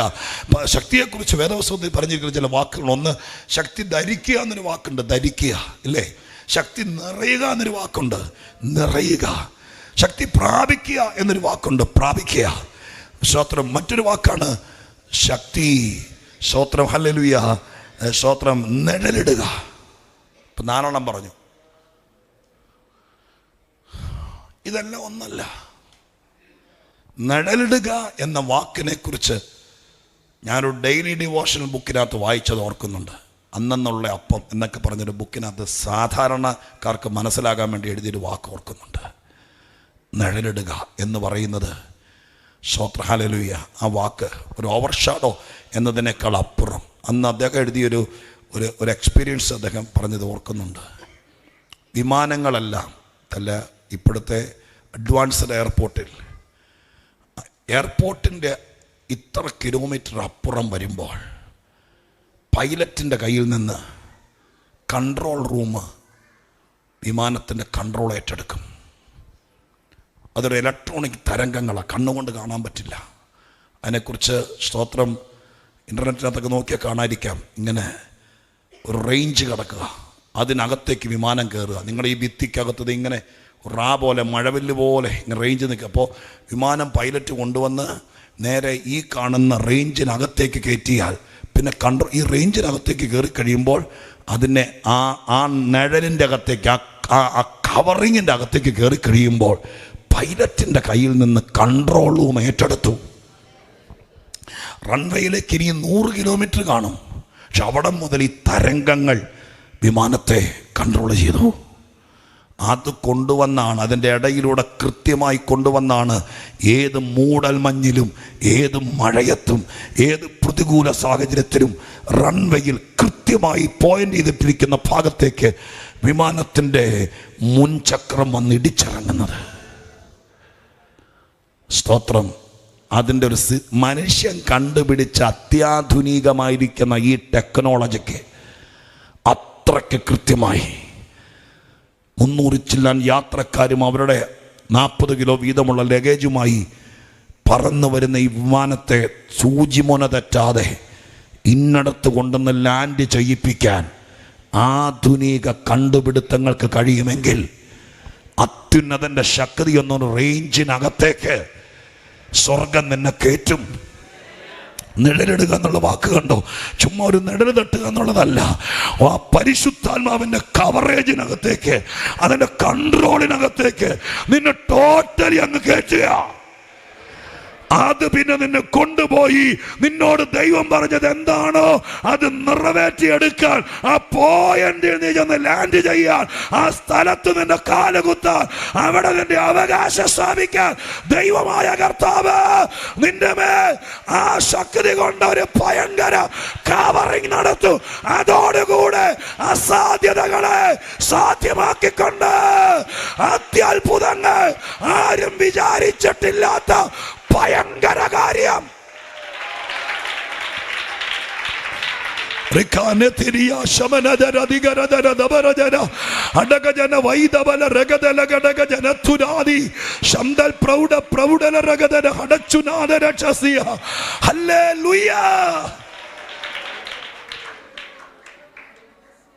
ബാക്കിയെല്ലാം വിശുദ്ധമതിയാണ്. ദൈവം തെരഞ്ഞെടുത്ത സ്ത്രീയാണ്, പവിത്രതയുള്ളവളാണ്, യാതൊരു മോശക്കാരിയല്ല. കർത്താവ് കൂടെയുണ്ട്. പക്ഷെ ഒരു പ്രശ്നം, ഇതെങ്ങനെ സാധിക്കും? അതിന് ദൂതൻ മറുപടി പറഞ്ഞത്, ഇന്ന് വരെ നിന്റെ മേൽ വരാത്തൊരു കവറിങ് ആത്മശക്തി കൊണ്ട് ഞാൻ ഉണ്ടാക്കും. അതിനകത്ത് കയറാൻ എത്ര പേർക്ക് ആഗ്രഹമുണ്ട്? കറങ്ങി നടന്നാൽ പറ്റിയല്ല, ആ റേഞ്ചിനകത്ത് കയറാൻ, ആ കൺട്രോളിലാകാൻ, കൺട്രോൾ റൂം ഏറ്റെടുക്കാൻ, സ്വർഗം ഏറ്റെടുക്കാൻ, ആത്മാവ് ഏറ്റെടുക്കാൻ. അതോടെ സംഭവിക്കാൻ പോകുന്നത് അസാധാരണമായ കാര്യങ്ങളായിരിക്കും. Jesus, hallelujah. ഒരു കാര്യം കൂടി പറഞ്ഞ് മറ്റൊരു കാര്യം തെളിയിച്ച് ഞാൻ നിങ്ങൾക്ക് വേണ്ടി പ്രാർത്ഥിച്ചിട്ട് പോകാം. സ്തോത്രം. പൗലോസ് പറഞ്ഞ ഒരു ശക്തമായ വാക്യം, ഫിലിപ്പിയ ലേഖനം 4-ാം അധ്യായത്തിന്റെ 13-ാമത്തെ വാക്യം. ആ വാക്യം ഒന്ന് വായിക്കാമോ? ഫിലിപ്പിയ ലേഖനം 4:13 വായിക്കാമോ? എന്നെ ശക്തനാക്കുന്നവൻ മുഖാന്തരം ഞാൻ സകലത്തിനും മതിയാകും. ഞാൻ സകലത്തിലും മതിയായവൻ. വളരെ പരിചിതമായൊരു വാക്കാണ്. അദ്ദേഹം കണ്ടെത്തിയ ഒരു വലിയ സ്റ്റേറ്റ്മെൻ്റാണത്. എൻ്റെ പൊന്നു മോനെ, നമ്മളെ കൊണ്ടൊന്നും കഴിയുകയല്ല, ഇതൊക്കെ റെയ്നാട്ട് പോക്കെ കൊണ്ടേ പറ്റുള്ളൂ എന്നും പറഞ്ഞുകൊണ്ടിരിക്കുന്ന ആളാണോ? അതാണോ പ്രസ്താവനയുടെ അർത്ഥം? അല്ല. പൗലോസ് പറയുന്നു, എന്നെ ശക്തനാക്കുന്നവൻ മുഖാന്തരം ഞാൻ സകലത്തിനും. എന്നെ ശക്തനാക്കുന്നവൻ സകലത്തിലും മതിയായവനെന്നല്ല, എന്നെ ശക്തനാക്കുന്നവൻ മുഖാന്തരം ഞാൻ സകലത്തിലും മതിയായവൻ. മതിയായവൻ എന്ന വാക്ക് മാത്രം ഒന്ന് ഇൻഡിപെൻഡൻ്റ് ആയിട്ട് ചിന്തിച്ച്, സ്വാതന്ത്ര്യമായി ചിന്തിച്ച്. മതിയായവൻ, മതിയായവൻ. നമ്മൾ പലതിനും മതിയായി. ഇപ്പം ഈ യോഗം കഴിയുമ്പോൾ എല്ലാവരും എഴുന്നേക്ക് പുറത്തേക്ക് പോകുന്ന സമയത്ത് നിങ്ങളിൽ ഒരാളെ, നിങ്ങളുടെ ജീവിത പങ്കാളിയോ മക്കളിൽ ഒരാളോ അല്ലെങ്കിൽ ഇവിടെ ഇരിക്കുന്ന സഹോദരങ്ങൾ ആരെങ്കിലും ഒരാളോ വന്ന് കക്ഷത്തിലൂടെ കൈയിട്ട് പതുക്കെ പൊക്കി ഇങ്ങനെ നിർത്തിയെങ്കിലും നിൽക്കത്തുള്ളെങ്കിൽ അതിനർത്ഥം എന്താ? തന്നെ എഴുന്നേക്കാൻ താങ്കൾ മതിയായവനല്ല. മതിയായവനായിരുന്നെങ്കിൽ ആശീർവാദം പറയുന്നതിനൊക്കെ മുമ്പ് നിങ്ങൾ റോട്ടിൽ ചെന്നേനെ. മനസ്സിലായി? അപ്പം ആരെങ്കിലും പിടിച്ചെഴുന്നേൽപ്പിക്കണമെങ്കിൽ അതിനർത്ഥം ഈ കസേരയെന്ന് എഴുന്നേക്കാൻ ഞാൻ മതിയായവനല്ല. പുറത്ത് കിടക്കുന്ന ഒരു ഓട്ടോക്കാരൻ്റെ ഓട്ടോയിലേക്ക് നിങ്ങൾക്ക് തന്നെ കാല് വെച്ച് കയറാൻ പറ്റാത്തത് കൊണ്ട് നിങ്ങളുടെ മോളോ ആരെങ്കിലും അകത്ത് കയറിയിട്ട് അകത്തുനിന്നൊരു കൈ കൊണ്ട് പിടിക്കുകയും പുറകിൽ നിന്ന് സഹോദരിമാരാരെങ്കിലും താങ്ങിത്തരികയും ചെയ്തെങ്കിലേ കയറാൻ പറ്റുള്ളെങ്കിൽ അതിനർത്ഥം നിങ്ങളുടെ മുമ്പിൽ വണ്ടി വന്ന് കിടന്നാലും അതിനകത്തേക്ക് കയറാൻ നിങ്ങൾ മതിയായവനല്ല. മതിയായവനല്ല അല്ലേ? ആ കണക്കിന് ഞാൻ പറഞ്ഞു ഇൻഡിപെൻഡൻ്റ് ആയിട്ട് ചിന്തിക്കാൻ. ചുമ്മാ വെറുതെ വാക്യം വായിച്ചു വിടരുത്. പിള്ളേരെ, രണ്ട് കുഞ്ഞുങ്ങളെ പഠിപ്പിച്ച് പ്രാപ്തരാക്കി കൊണ്ടുവരാൻ പോലും മതിയായവരല്ലാത്തവരാണ് നമ്മളീ പലരും. 12ാം ക്ലാസ്സിൽ നല്ല മാർക്കോടെ ജയിച്ച നിങ്ങളുടെ കുഞ്ഞിന് ബാംഗ്ലൂർ അഡ്മിഷൻ കിട്ടി. അഡ്മിഷൻ കിട്ടിയപ്പോൾ നിങ്ങൾക്ക് വെപ്രാളായി. നന്നായി പഠിക്കുന്ന കൊച്ച്, എല്ലാവരും പോകാൻ തുടങ്ങുക. ആ സമയത്ത് നിങ്ങളുടെ ആങ്ങളയുടെ അടുക്ക ചെന്ന്, അച്ചാച്ചാ എനിക്കൊരു 75,000 രൂപ കടം തരാമോ എന്ന് ചോദിക്കേണ്ടി വന്ന എന്തുകൊണ്ടാണ്? അല്ലെങ്കിൽ വിദ്യാഭ്യാസ ലോൺ ഉണ്ടെന്നറിഞ്ഞ് 5 സെൻറ്റ് ഭൂമി മാത്രമുള്ള നിങ്ങൾ ഈ പറയപ്പെട്ട ബാങ്കുകാരുടെയൊക്കെ മുമ്പിൽ പോയി ഇന്ന് സാറേ സാറേ എന്ന് വിളിച്ച് നിൽക്കേണ്ടി വന്ന എന്തുകൊണ്ടാണ്? നിങ്ങളുടെ കുഞ്ഞിനെ ബാംഗ്ലൂർ നേഴ്സിങ്ങിന് വിടാൻ നിങ്ങൾ മതിയായവരല്ല. ഞാൻ പറയുന്നതിന് വിഷമം തോന്നുന്നുണ്ടോ? അവരവരെ തന്നെ പരിശോധിക്കുക. ആരും മിടുക്കരല്ല. സംഭവമൊക്കെ ശരിയാണ്, പക്ഷെ കാര്യത്തോടടുക്കുമ്പോൾ മതിയായവരല്ല നമ്മൾ. കൊച്ചു കാര്യത്തിൽ പോലും കുഞ്ഞിനെ വിടാൻ മതിയായവൻ. അതുകൊണ്ടാണ് നമ്മൾ പോയി ചോദിച്ചത്, പാസ്റ്ററെ അഡ്മിഷൻ കിട്ടി പാസ്റ്ററെ, ഇനിയൊരു സ്തോത്രം, ഞങ്ങളുടെ ആകെ 25,000 രൂപയേ ഉള്ളൂ, വേറെ ഒന്നുമില്ലെന്ന് പറയേണ്ട വന്നുകൊണ്ടതുകൊണ്ടാണ്. മതിയായവരല്ല. മതിയായവർ കണ്ടേക്കാം ഈ രാജ്യത്ത്, ഈ നാട്ടിൽ പലരും, പക്ഷെ പലതിനും നമ്മൾ മതിയായവരല്ല. പല കാര്യത്തിലും മതിയായവരല്ല. സ്തോത്രം, ഹല്ലേലൂയ. പഠിക്കാൻ നമ്മൾ മതിയായവരല്ല. ഇനി പഠിക്കാൻ വിട്ടാലും കൊച്ച് പലതിനും തോക്കുക. മതിയായവരല്ല കേട്ടോ. പിള്ളേരൊക്കെ കേൾക്കുന്നുണ്ടല്ലോ, സ്തോത്രം, കേട്ടോണം. എല്ലാവർക്കും ഒരുപോലെയല്ല. എല്ലാവരും ചിലപ്പോൾ 100ൽ 99 മാർക്ക് മേടിക്കുന്നവർ കണ്ടേക്കാം. നമുക്ക് 40 കഷ്ടി. അതിനർത്ഥം എന്താ? എന്ത് കാരണം കൊണ്ടാണെങ്കിലും നമ്മൾ പ്രതീക്ഷിക്കുന്ന ലെവലിലേക്ക് വരുവാൻ മതിയായവരല്ല. മതിയായവരല്ല. ശുശ്രൂഷയ്ക്ക് പോലും പല കാര്യത്തിലും ഒരു ഒരു ഒരു കാര്യങ്ങൾ കണ്ടെത്തി നമ്മുടെ മാനുഷിക കഴിവിൽ ഒരു മണിക്കൂർ പ്രസംഗിക്കാൻ പോലും മതിയായവരല്ല നമ്മൾ ശുശ്രൂഷകരിൽ പലരും. അപ്പം ഇതൊക്കെ എല്ലാ മേഖലയും നോക്കി. പക്ഷെ പൗലോസ് പറയുന്നു, ഞാൻ എല്ലാത്തിനും മതിയായവനായതുകൊണ്ടല്ല എന്നെ നിർത്തിയത്, പിന്നെ ഞാൻ മതിയായവനല്ല. പക്ഷെ എനിക്കൊരു ഉറപ്പുണ്ട്. എന്താ ഉറപ്പ്? എന്നെ ശക്തനാക്കുന്നവൻ മുഖാന്തരം ഞാൻ മതിയായവനാകും. ഭാഗ്യം ഒരു കുഴപ്പമില്ല. സ്വത്രം ബുദ്ധിയാണെന്നോ, ബുദ്ധിക്ക് ഇപ്പം എന്നവൻ ഐക്യം എന്നും കണ്ടല്ലേ പറയുന്നേ. എങ്ങനെയാണോ മക്കളെ? ബുദ്ധിക്കാണ് അത് പറയുന്നത്. ഐക്യം എന്ന് പറഞ്ഞാൽ എന്നാ ഐക്യം എന്ന് ഞാനും കേട്ടിട്ടുണ്ട്. എനിക്ക് ആ സൂത്രം പിടിയില്ല എന്നാന്ന് അല്ലേ? ചെറുക്കൻ ഐക്യു സ്തോത്രം എന്ന് പറഞ്ഞാൽ അവൻ്റെ ആ കപ്പാസിറ്റിയോ കഴിവോ എന്തോ അത്. അപ്പോൾ എന്നെ പോലെ തന്നെയാണ് നിങ്ങളും ഐക്യം കൊണ്ട് നടക്കുക. എന്നാന്ന് ഇവരെ അറിയാല്ല അല്ലേ? അങ്ങനെയല്ലേ പറയുന്നേ? സംഭവം കുറവാ. സ്തോത്രം. അപ്പൊ അങ്ങനെ ഇത് കുറവാണെന്നും പറഞ്ഞുകൊണ്ട് താടിക്ക് കൈയും കൊടുത്തിരിക്കുകയല്ല. ഹിസ്കിയാവിനെ കണ്ടുപിടിക്കണേ. ഹിസ്കിയാവ് ഐക്യ കുറവാന്ന് പറഞ്ഞുകൊണ്ട് പോവായിരുന്നു. അല്ല, നമുക്ക് ഐക്യ കുറവാണ്. കാരണം ഞാൻ ഇപ്പം അത് പറയുക, നമുക്കിതിനെ ജയിക്കാൻ, ഈ തന്ത്രശാലിയെ പൊട്ടിക്കാൻ, അവനോട് പോരുതാനുള്ള കപ്പാസിറ്റി നമുക്കില്ല. ആയുധമില്ലാത്തത് കൊണ്ടല്ല, ആൾബലമില്ലാത്തത് കൊണ്ടല്ല, വാഗ്ദത്തമില്ലാത്തത് കൊണ്ടല്ല, ദൈവമില്ലാത്തത് കൊണ്ടല്ല, ഇവിടെ ഒരു രാജാവില്ലാത്തത് കൊണ്ടല്ല, ഇവിടെ ഒരു സൈന്യമില്ലാത്തത് കൊണ്ടല്ല, ഇവിടെ ശക്തന്മാരില്ലാത്തത് കൊണ്ടല്ല. പക്ഷെ എന്താ ഇല്ലാത്തത്? ഇവിടെ എല്ലാവരും ഉണ്ട്, പക്ഷെ നമുക്ക് കുറവ് ശക്തതയാണ് എന്നതുപോലെ പൗലോസ് പറയുന്നു, എനിക്ക് കുറച്ചുകൂടെ പഠിക്കാൻ ഇല്ലെന്നേ, ശക്തനാക്കുന്നവൻ മുഖാന്തരം. ഇനി അത് ഇങ്ങനെ പറഞ്ഞ അവസാന ഭാഗത്തേക്ക് വരിക. പഴയ നിയമത്തിൽ ഒരുപാട് ഭാഗത്ത് തിരുവെഴുത്തിൽ കാണുന്നത് ദൈവം ആളുകളെ സഹായിക്കുകയായിരുന്നു. സഹായിക്കുക. ഒരാൾക്കൊരു ബുദ്ധിമുട്ട് വന്ന് അവനെ സഹായിക്കുക. എന്നാൽ പുതിയ നിയമത്തിനകത്ത് ദൈവം സഹായത്തെക്കാൾ കൂടുതൽ, സഹായം കൊടുക്കുന്നതിനേക്കാൾ കൂടുതൽ ശക്തീകരിക്കുക. പണങ്കര ശ്രദ്ധിച്ച് കേട്ടോളണം. 4 ഒത്തുവാക്യം പറയുമല്ല ഞാൻ. ഇത് പറഞ്ഞ് ഞാൻ അവസാനിപ്പിക്കും, നിങ്ങൾക്ക് വേണ്ടി പ്രാർത്ഥിക്കും. കേട്ടോളണം. സ്തോത്രം. ഹല്ലേലൂയ. സഹായിക്കും, ശക്തീകരിക്കും. ഞാനൊരു തെളിവ് പറയാം. അതിൻ്റെ വാക്യം വായിച്ചു. ലൂക്കോസിന് സുവിശേഷം 22-ാം അധ്യായം, 22-ാം അധ്യായം 43-ാം വാക്യം. 22-43 വായിച്ചേ.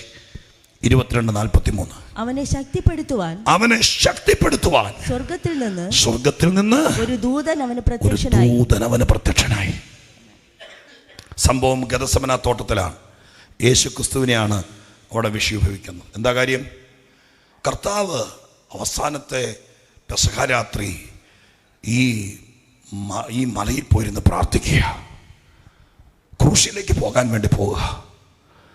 അവിടെ വെച്ച് പ്രാർത്ഥിക്കുമ്പോഴാണ് മനുഷ്യവർഗത്തിൻ്റെ പാപം താൻ ഏറ്റെടുക്കുന്നത്. ആ സമയത്ത് നിർമ്മലനായ ക്രിസ്തു ബലഹീനനായിപ്പോയി. പാപത്തിന് അത്ര ശക്തിയുണ്ട്. യോഗത്തിൽ വെച്ച് പാപം പാടെ കഴുകണം. അത് നമ്മുടെ ഇരുന്ന് നമ്മളെ തുരുമ്പിപ്പിക്കുന്നത് പോലെ ദ്രവിപ്പിക്കും. എത്ര യോഗം ഉണ്ടെങ്കിലും കേട്ടോ, ഹൃദയങ്ങളും രഹസ്യങ്ങളെല്ലാം കഴുകണം, ശുദ്ധരാകണം. ഇടയ്ക്ക് കയറി പറയുക. മനുഷ്യന്റെ പാപം ക്രിസ്തുവിൽ ചുമത്തപ്പെട്ട മാത്രയിൽ രക്തധമനികൾ പൊട്ടി രോമകൂപങ്ങളിലൂടെ വേർപ്പുത്തുള്ളികൾ രക്തത്തുള്ളികൾ പോലെ ഇറ്റിറ്റ് വീണു. യേശു പാറമേൽ കിടക്കുക. അങ്ങനെ പാറമേൽ കിടക്കുന്ന ആ സമയം, സ്തോത്രം, ആ സമയത്ത് പിതാവായ ദൈവം ഒരു ദൂതനെ പറഞ്ഞയച്ചു. ദൂതൻ വന്ന് ബലഹീനനായി കിടക്കുന്ന കർത്താവിനെ സഹായിച്ചിരുന്നെങ്കിൽ എന്തായിരിക്കും ഒരു നിമിഷത്തേക്ക് ചിന്തിക്കാമോ? എന്തായിരിക്കും സഹായിക്കും? ഇപ്പം നിങ്ങൾ പോകുന്ന വഴിക്ക് നമ്മുടെ സ്കൂട്ടർ ചരളിൽ തെന്നി മറഞ്ഞു. മോഹമൊക്കെ ഒരഞ്ഞ് നേരെ ചെന്ന് ആകപ്പാടെ സ്തോത്രം, കാലൊടിഞ്ഞില്ല, കാലിൻ്റെ കോഴ അങ്ങ് ഡിസ്ലൊക്കേറ്റഡായി. പിന്നെ കാല് പിടിക്കാൻ പറ്റിയില്ല. അങ്ങനെ വീണ് കിടക്കുന്ന സമയത്ത് 2 പേർ പുറകെ വന്നവർ സഹായിക്കുക. എന്തായിരിക്കും സഹായിക്കുന്നതെന്ന് ചിന്തിക്കാമോ? പെട്ടെന്ന് അവർ വണ്ടിക്കടിയുന്നവരെ 2 പേരും കൂടി പതുക്കെ എടുത്തുകൊണ്ട് വന്ന് പതുക്കെ ആ റോട്ടിൻ്റെ സൈഡിലെ മതിലെ ചാരി സഹായിക്കുക. ചാരി ഇരുത്തിട്ട് പെട്ടെന്ന് അപ്പുറത്തെ കടന്നൊരു സോഡ മേടിക്കും. സോഡ കൊണ്ടെന്ന് മുഖത്തൊക്കെ തളിച്ച്, സ്തോത്രം, ഇച്ചിരി സോഡ വായിലൊഴിച്ചു കൊടുത്തു. എന്നിട്ട് പതുക്കെ പിടിച്ചെഴുന്നേൽപ്പിക്കാൻ നോക്കുമ്പോൾ കാല് പ്രയാസമാണ്. അപ്പോൾ കുറച്ചുകൂടെ പതുക്കെ 2 പേര് കൂടി പിടിച്ച് ആ കടയുടെ തിണ്ണെ കൊണ്ടൊന്ന് പതുക്കെ കിടത്തും. അങ്ങനെയല്ലേ സഹായിക്കുന്നേ? മിണ്ടായിരിക്കുമല്ലോ. ഇത് പോകുന്ന വഴിക്ക് സംഭവിക്കുന്ന കാര്യമല്ലേ ഈ പറയുന്നത്. എന്നെങ്കിലും പറഞ്ഞാൽ അതിനകത്തെങ്ങനെ ഇറങ്ങും.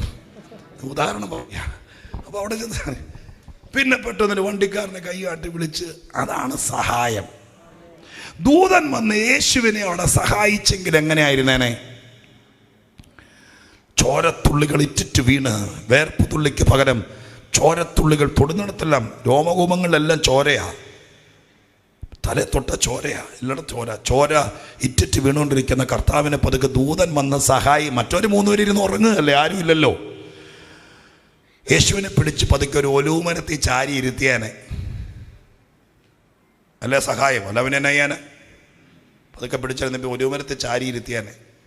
ദൂതൻ കൊണ്ടുവന്ന തുണി കൊണ്ട് ചോരയൊക്കെ ഒപ്പി ഏലിയാവിന് കൊണ്ടു കൊടുത്ത് വെള്ളം കൊണ്ടുവന്നിട്ടുണ്ടെങ്കിൽ ഇച്ചിരി വായിലൊഴിച്ചു കൊടുത്ത് എന്നിട്ട് പതുക്കെ ദൂതൻ കയ്യെ പിടിച്ച് ഇന്നിനി പ്രാർത്ഥന നിർത്തിക്കുമെന്ന് പറഞ്ഞ് പോയി.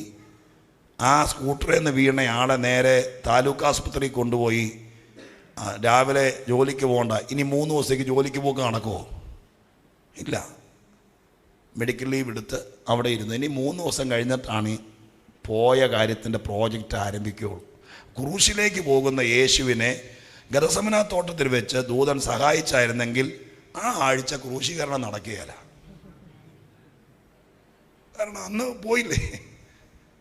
പിന്നെ അവിടെ കൊണ്ടുപോയി പിന്നെ രണ്ടാമത് അടുത്ത വ്യാഴാഴ്ച വീണ്ടും അങ്ങനെയൊന്നും നടക്കുകയില്ല. ഞാൻ ഉദാഹരണം പറയുക കേട്ടോ, നിങ്ങളുടെ മനസ്സിളക്കാൻ വേണ്ടി പറയുക. ഈ ആഴ്ച നടക്കേണ്ടത് അടുത്ത ആഴ്ച പിന്നെയും വന്നിരുന്ന് പ്രാർത്ഥിച്ചു.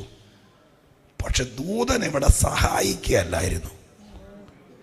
ദൂതനങ്ങ് വന്നിട്ട് പതുക്കെ ഒലൂമരത്തെ ചാരിയിരുത്തി വെള്ളം തളിക്കുകയല്ല, ദൂതനങ്ങ് വന്നിട്ട് ശക്തീകരിച്ചു.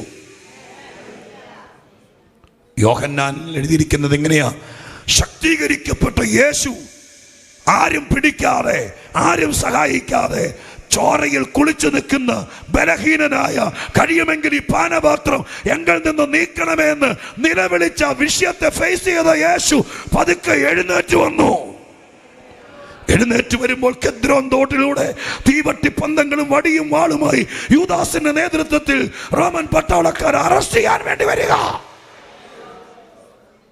വെട്ടം കണ്ട യേശു നേരെ പുറത്തു വന്നിട്ട് ചോദിച്ചു, നിങ്ങൾ ആരെയാണ് തിരക്കുന്നത്? ഉടനെ അവർ പറഞ്ഞു, നസ്രയനായ യേശുവിനെ.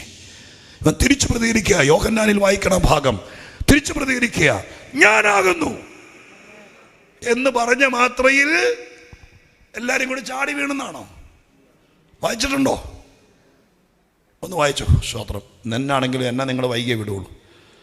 സ്തോത്രം. വായിച്ചു 18:6. യോഹന്നാൻ 18:6. വായിച്ച് 18:6. ഞാൻ തന്നെ എന്ന് പറഞ്ഞ മാത്രയിൽ അവർ പിൻവാങ്ങി നിലത്തു വീണു. യേശു തൊഴിച്ചു വീഴ്ചതല്ല, ഞാനാകുന്നു എന്ന് പറഞ്ഞ മാത്രയിൽ ഈ യൂണിഫോം ധാരികളായ റോമൻ പട്ടാളക്കാർ തെറിച്ചു താഴെ പോയെങ്കിൽ ഇവന്റെ അകത്തു നിന്ന് വ്യാപരിച്ച ശക്തി ഈ ഒരു മനുഷ്യനെ കൈതൊടാതെ തള്ളി വീഴിക്കാതെ ഞാനാകുന്നു എന്ന വാക്കിന്റെ മുമ്പിൽ അവൻ താഴെ പോയെങ്കിൽ ആ ശക്തി എന്ന ശക്തിയായിരുന്നു.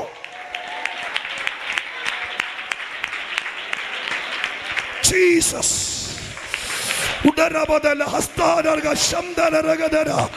യേശുവിന് മഹത്വം. ഹല്ലേലൂയ. സ്വർഗം ഇന്ന് രാത്രി പറയുക, പല കാര്യത്തിലും സഹായകനെ തരാതിരുന്നത് നന്നായിപ്പോയി. ഞാൻ വെണ്ണിക്കുളത്ത് 25 വർഷമായി ഒരു സഭയുടെ ശുശ്രൂഷകനാണ്. ഈ വാക്യം ഞാൻ പഠിച്ചു എന്ന ദൈവത്തോട് ഒരുപാട് കരഞ്ഞ നന്ദി പറഞ്ഞു. ദൈവം എന്നോട് ചോദിച്ചു, എന്നെ ഇൻ്റർവ്യൂ ചെയ്തു ദൈവം, ഈ വാക്യം ഈ വിധത്തെ പഠിക്കുമ്പോൾ ചോദിച്ചു, 25 കൊല്ലമായിട്ട് ഞാൻ നിനക്കൊരു സ്ഥിരം സഹായകനെ തന്നില്ല, ഒരു സ്പോൺസറെ തന്നില്ല. 25 വർഷങ്ങൾക്ക് മുമ്പ് ഒരു സായിപ്പിനെ വെണ്ണിക്കുളത്തെ സഭയ്ക്ക് സ്പോൺസറായി തന്നിരുന്നെങ്കിൽ സഭയ്ക്ക് 10 സെന്റ് സ്ഥലം മേടിച്ചേനെ, ഹോള് പണിതേനെ, കുറച്ച് ആൾക്കാർ മേടിച്ചു, ചിലപ്പോൾ സഭയ്ക്ക് ആൾക്കാരെ കൊണ്ടു നടക്കാൻ വേണ്ടി ടെമ്പോ ട്രാവലർ മേടിച്ചേനെ, പിന്നെ എന്നൊക്കെയാണ് കുറേ മേടിച്ചേനെ. പക്ഷെ ഇന്ന് കാണുന്നത് പോലത്തെ ഒരു ഷാജി പാസ്റ്ററോ സഭയോ ഉണ്ടാവില്ലായിരുന്നു. ദൈവം ഈ വാക്ക് പഠിപ്പിച്ചപ്പോൾ എന്നോട് പറഞ്ഞു, ഞാൻ നിനക്ക് സഹായകനെ തന്നില്ല, ഞാൻ നിനക്ക് സഹായവും തന്നില്ല, പക്ഷെ ഓരോരോ വിഷയങ്ങൾ വന്നപ്പോൾ ഞാൻ നിന്നെ ശക്തീകരിച്ചുകൊണ്ടിരുന്നു. എൻ്റെ ശക്തി മതി, അത് ഏത് വിഷയത്തെ മറിച്ചിടും. എൻ്റെ ശക്തി ഉണ്ടെങ്കിൽ നിന്റെ ടാർഗറ്റ് അച്ചീവ് ചെയ്യാം, പൂർത്തീകരിക്കാം, നീ വന്ന ദൗത്യം പൂർത്തീകരിക്കാം, നിന്റെ വിളി നിറവേറ്റാം, അസാധ്യങ്ങളെ സാധ്യമാക്കാം, അതിശയങ്ങൾ നടക്കാം, അത്ഭുതങ്ങൾ നടക്കാം.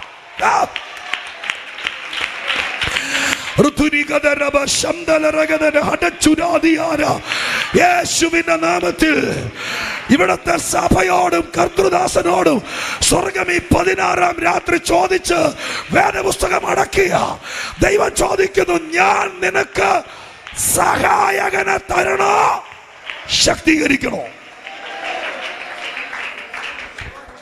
നീ എഴുതി വെച്ച് പ്രാർത്ഥിക്കുന്ന കാര്യങ്ങൾ, കർത്താവേ ആരെങ്കിലും സഹായിച്ചിരുന്നെങ്കിൽ കുറച്ചുകൂടെ വേല സ്ഥലങ്ങൾ ചെയ്യായിരുന്നു, അത് എഴുതിയായിരുന്നു. ദൈവം ചോദിക്കുന്നു, നിനക്ക് വേണമെങ്കിൽ ഞാൻ ഒത്തിരി പേർക്ക് സഹായം കൊടുക്കുന്നുണ്ട്. അങ്ങനെയാണെങ്കിൽ കാര്യം നടക്കും. അത് വേണോ? അതെയോ ഒരു സഹായകനെ തരികയല്ല.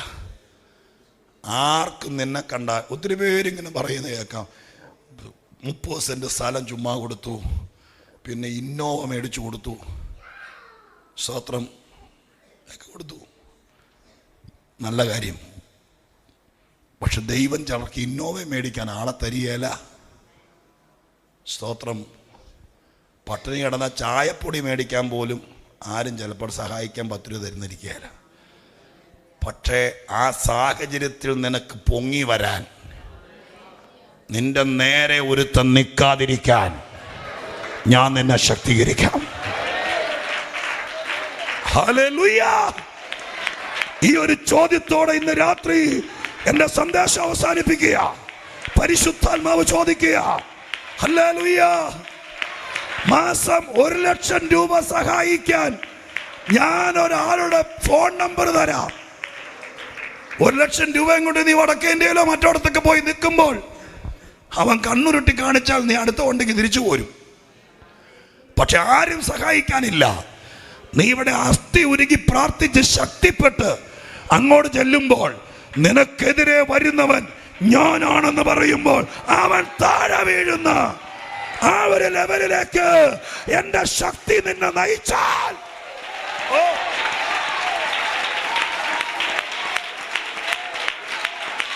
Jesus, hallelujah.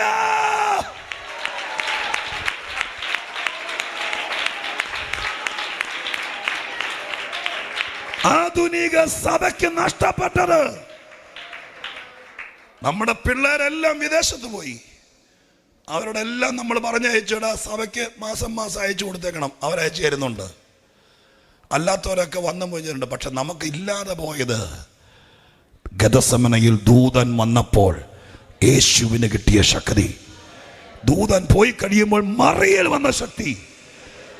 അതുണ്ടെങ്കിലേ പദ്ധതികൾ നടക്കുള്ളൂ.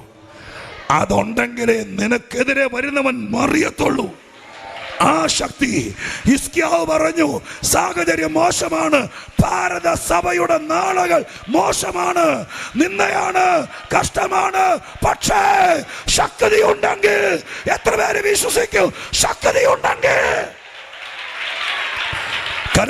കരമടിച്ച് ദൈവത്തിന് സ്തോത്രം ചെയ്തേ. ആ ശക്തി ഉണ്ടെങ്കിൽ ഞാൻ രക്ഷപ്പെടും. ആ ശക്തി ഉണ്ടെങ്കിൽ പിശാച് എന്റെ മുമ്പിൽ നിൽക്കില്ല. ആ ശക്തി ഉണ്ടെങ്കിൽ എന്റെ അവകാശത്തിന്മേൽ ഒരുത്തനും തൊടില്ല. ആ ശക്തി ഉണ്ടെങ്കിൽ അതിശയം നടക്കും. ആ ശക്തി ഉണ്ടെങ്കിൽ അസാധ്യമായ കാര്യങ്ങൾ സാധ്യമാകും. ആ ശക്തി ഉണ്ടെങ്കിൽ വിചാരിക്കാത്ത ഭയങ്കര കാര്യങ്ങൾ നടക്കൂട്ടോ.